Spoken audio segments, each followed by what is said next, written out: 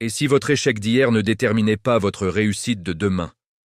Aujourd'hui, on découvre pourquoi certains abandonnent face aux obstacles, tandis que d'autres les transforment en tremplin. Bienvenue dans ce résumé de Mindset de Carol Dweck, psychologue de renommée mondiale à Stanford. Dweck révèle une découverte révolutionnaire. Nous fonctionnons selon deux états d'esprit fondamentalement différents. La mentalité fixe croit que nos qualités sont immuables.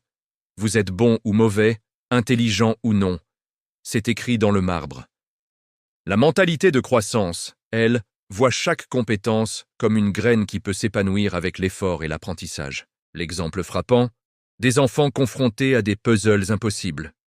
Ceux en mentalité fixe s'effondrent rapidement, prouvant leur incapacité.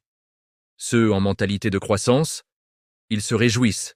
Pour eux, la difficulté n'est pas une menace, c'est une opportunité de devenir plus intelligent.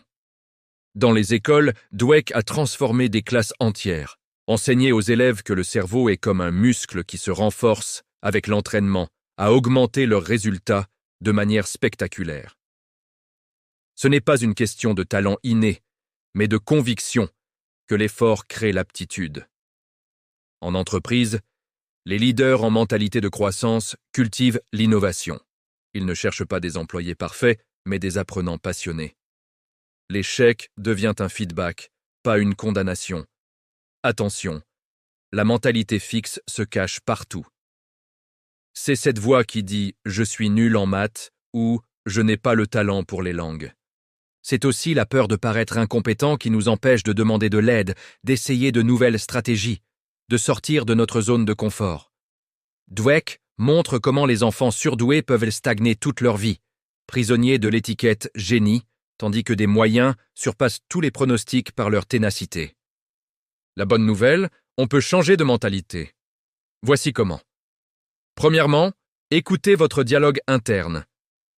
Quand vous dites « je ne sais pas faire », ajoutez « me encore ». Ce petit mot change tout. Deuxièmement, valorisez le processus, pas le résultat.